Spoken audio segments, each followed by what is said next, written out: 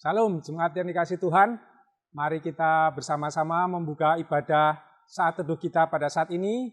Dengan bersama-sama kita memuji Kidung Pasamuan Jawi nomor 348 ayat 1 dan 4.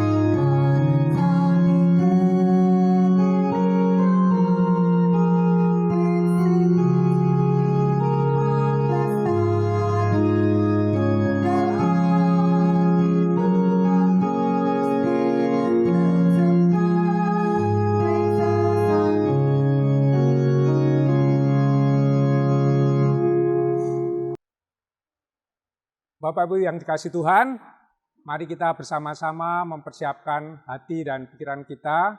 Kita akan merenungkan firman Tuhan. Mari kita berdoa.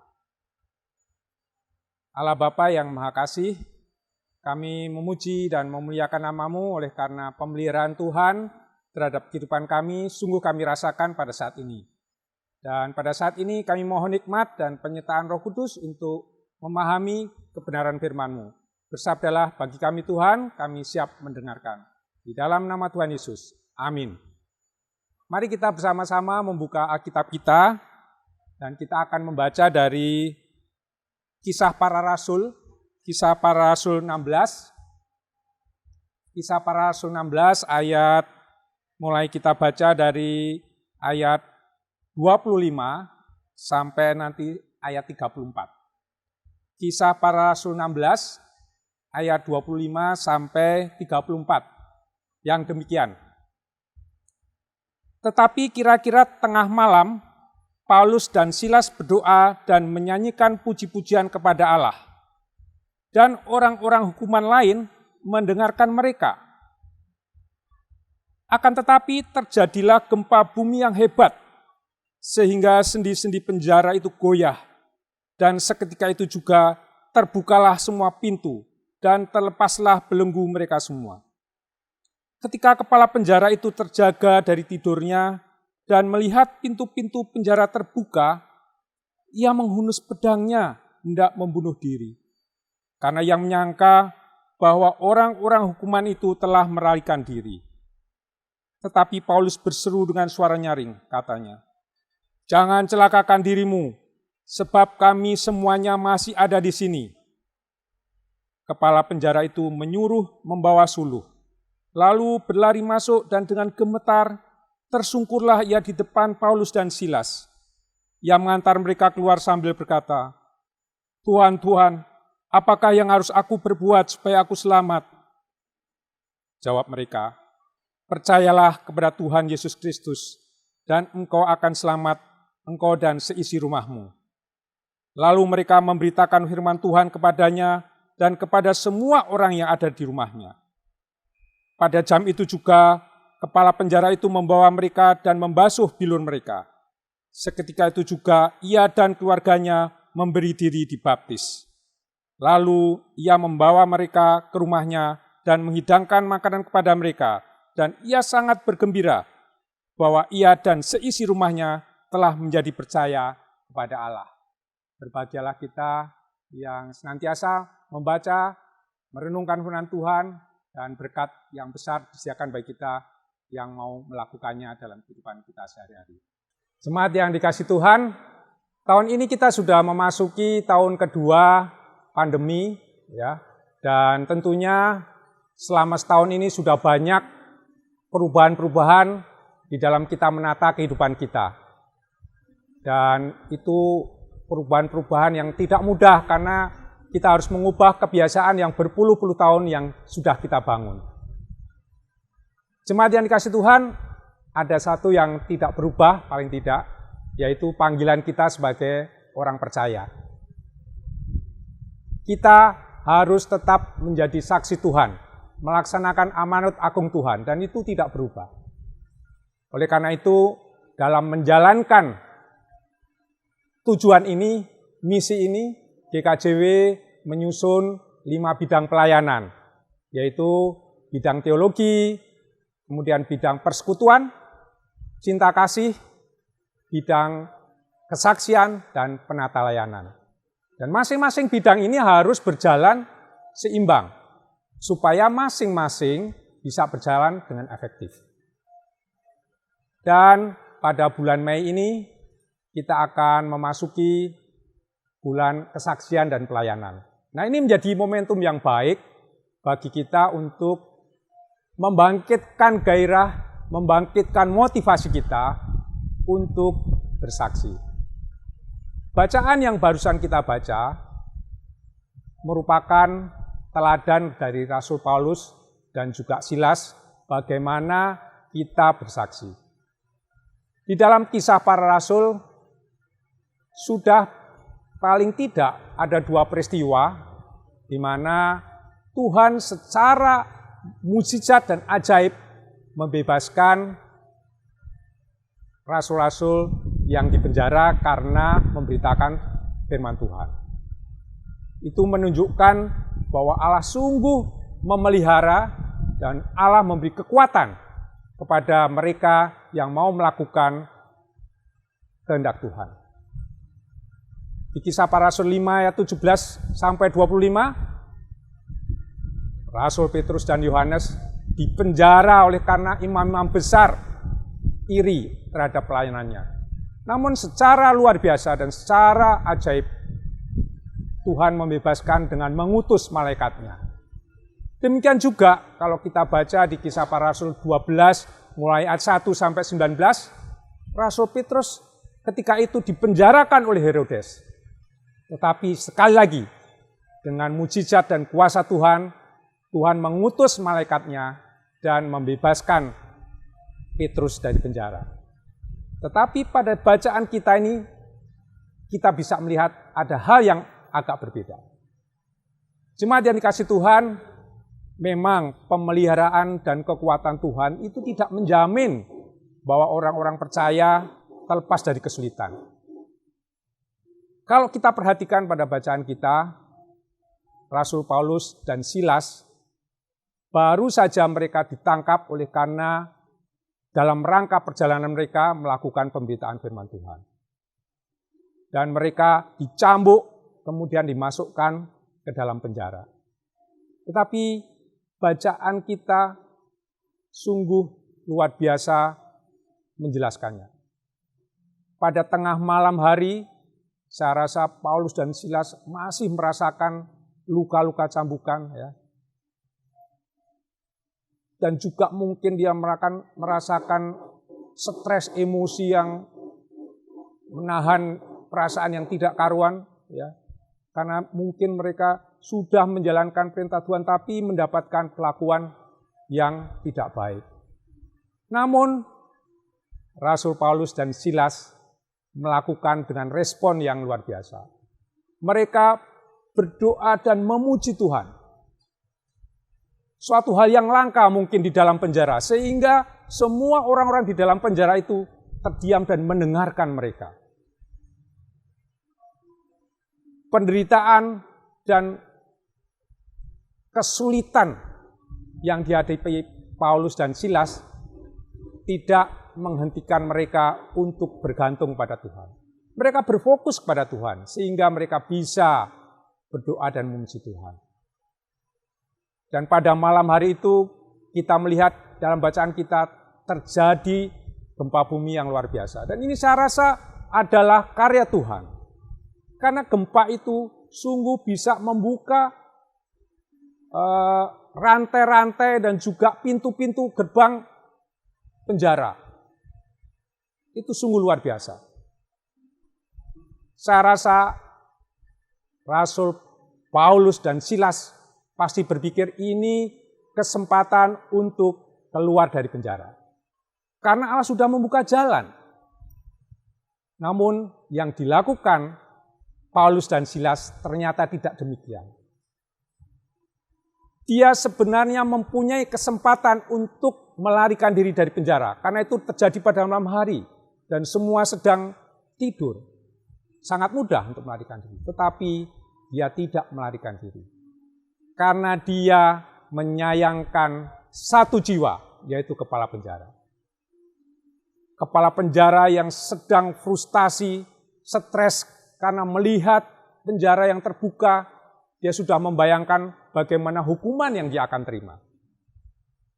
Dan dia akan melakukan bunuh diri. Tetapi Rasul Paulus dan Silas mengingatkan mereka, mengingatkan kepala penjara bahwa mereka masih di dalam. Sehingga kepala penjara mengurungkan niatnya. Jemaat yang dikasihi Tuhan, saya rasa kepala penjara mengerti betul apa yang terjadi situasi pada saat itu. Sehingga dia dengan gemetar tersungkur di hadapan Paulus dan Silas dan menanyakan, "Tuan-tuan, apakah yang harus aku lakukan supaya aku selamat?" Dan akhirnya Rasul Paulus dan Silas mengatakan, "Percayalah kepada Tuhan Yesus Kristus, dan engkau akan selamat, engkau dan seisi rumahmu." Jemaat yang dikasihi Tuhan, Rasul Paulus dan Silas punya kesempatan untuk membebaskan diri. Dia punya kesempatan untuk melepaskan kesulitannya. Tetapi dia tidak lakukan karena dia mengingat kepala penjara. Dia menyayangkan satu jiwa.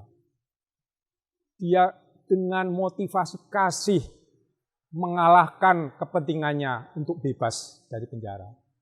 Sehingga akhirnya kepala penjara menjadi percaya.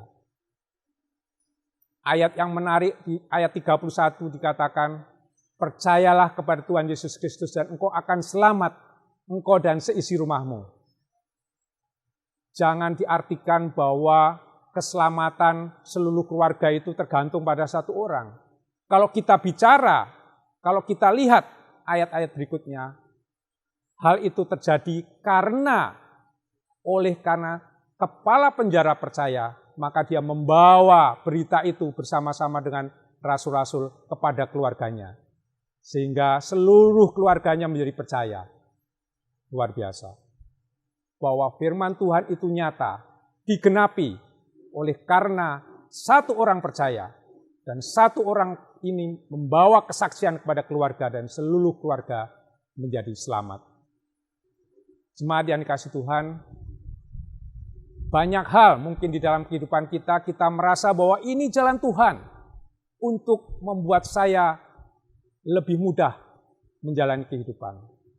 Tetapi di sisi lain, mungkin kita melihat bahwa ada orang lain yang membutuhkan pertolongan kita. Dalam hal ini maka motivasi kasih yang menonjol. Kita berani mengorbankan kepentingan kita untuk memperhatikan orang lain, untuk memberitakan firman Tuhan kepada orang lain. Dan kita tahu bahwa pemeliharaan Tuhan sungguh luar biasa. Bapak Ibu yang dikasihi Tuhan, apakah Rasul Paulus dan Silas tetap di penjara? Kalau kita baca ayat-ayat berikutnya, akhirnya mereka dibebaskan. Jadi pekerjaan Tuhan di luar dari apa yang kita pikirkan. Kalau kita mau bersaksi, kalau kita mau melakukan apa yang diperintahkan Tuhan, Tuhan akan bekerja. Oleh karena itu, di tengah kesulitan, di tengah mungkin hal-hal yang mesti kita pikirkan, mesti kita penuhi, banyak kesulitan dan tantangan, ingatlah bahwa jati diri kita untuk memberitakan Injil keselamatan harus tetap kita lakukan. Ingatlah bahwa Tuhan akan senantiasa memelihara dan memberi kekuatan kepada kita. Tuhan akan memberi jalan keluar kepada kita ketika kita senantiasa taat kepada-Nya. Jemaat yang dikasihi Tuhan, mari kita berdoa. Tuhan, kami mengucap syukur bagaimana Engkau memelihara dan memberi kekuatan kepada anak-anak-Mu yang setia di dalam memberitakan firman-Mu. Biarlah ini menjadi motivasi kami di dalam kami melaksanakan amanat agung Tuhan ini. Tuhan, biarlah Roh Kuduslah yang memberi hikmat kepada kami supaya kami memiliki hati yang mengasihi, supaya kami didorong oleh kasih Tuhan yang luar biasa, sehingga kami boleh peka terhadap lingkungan kami, memberitakan Injil kepada orang-orang yang terdekat di dalam keluarga kami, di dalam lingkungan kami. Terima kasih Tuhan, kami percaya bahwa Tuhan akan terus menyertai kami. Tuhan, pada saat ini, dengan segala kerendahan hati, kami juga ingin mempersembahkan apa yang Tuhan sudah karuniakan kepada kami. Biarlah Tuhan yang memberkati, supaya persembahan kami ini juga boleh meluaskan kerajaan Tuhan. Di dalam nama Tuhan Yesus kami berdoa. Amin. Mari kita memberikan apa yang sudah Tuhan karuniakan kepada kita dengan bersama-sama menyanyikan Kidung Pasamuan Jawi nomor 157 ayat 1 dan 2.